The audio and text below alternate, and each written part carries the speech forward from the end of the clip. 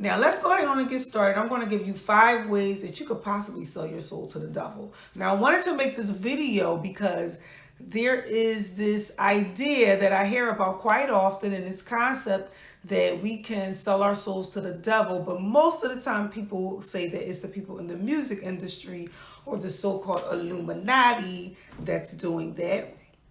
For some reason, we don't realize that we can do that every single day in our own daily lives. But this is mostly because we don't understand that the soul is really the mental capacity or the mind.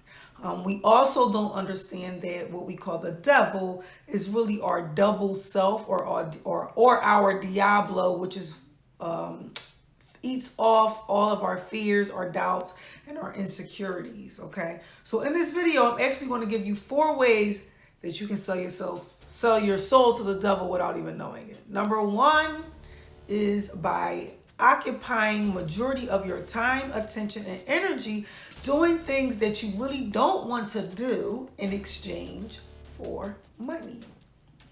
Now, I need you to ask yourself this very important question. What is my occupation? Your occupation is whatever you occupy your mind with or your soul with. The word occupy comes from the Latin word occupare, and it means to take over, to seize, to take into possession, or to possess. So if your mind is occupied or possessed and giving most of its energy to things that you really don't want to do, then you probably have sold your soul to the devil.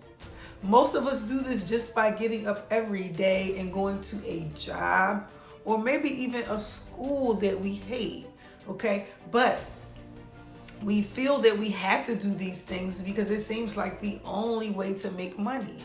This is how we get possessed by a so-called devil. Remember that the devil is an energy of fear, doubt, and ignorance of the God power that you have within you to create the reality that you want. So as long as you accept a job or even continue to go to a school and think that this is the only way that you can survive, you have indeed sold your soul. Okay? Number 2, pledging allegiance or a commitment to anything outside of your God self or your higher self. I pledge allegiance to the flag of the United States of America. You pledge. The etymology of pledge says to give over as a security or repayment. In the Bible, the word pledge is described as a security for a debt. So, did you sell your soul to the government by pledging allegiance to the flag? It's not intentional if you did. It's because we are ignorant of our contract with God or universal law. So the selling of the soul to the external or the illusion, which is the government, is the same as selling your soul to a diablo or a devil. We do this every day by pledging allegiance or bowing down to the fictional realm. Now, I actually teach more about the spirituality behind the straw man concept in the self-realization of a goddess course. And because I feel like it's important for women to understand their role in it. So, like I said earlier, you can learn more about that, and you can learn more about just metaphysics by subscribing to my email list. Once you subscribe, you'll be invited to my private group not too long after that. Okay, and in the private group, I talk about metaphysics every day. Now, lacking faith in your God self, that's number 3. When you lack faith in your God self or your higher self, you actually create a broke mentality because money is actually faith. No one purchases anything without trust, faith, or belief. Before you dig in your pocket to pull out any Federal Reserve notes, you probably have faith in whatever it is that you're going to make a purchase in. So this is how we know that faith is the true money. So what happens when you don't have the money that God already gave you, which is faith? You will sell yourself out to do things that are not 100% in alignment with who you truly are. You will sell your own soul because you lack true money. That leads me to number 4. When you are not in alignment with your true self, you do things in exchange for attention. Okay, someone has suggested that I actually wear more makeup and I show more skin in my videos and that I just be more sexually enticing just so that I'll get more views. Now, I do wear some makeup, but I just didn't want to go over the top because that's not me. And I actually feel like the universe honors you when you are your authentic self. So I chose not to change myself drastically in exchange for attention.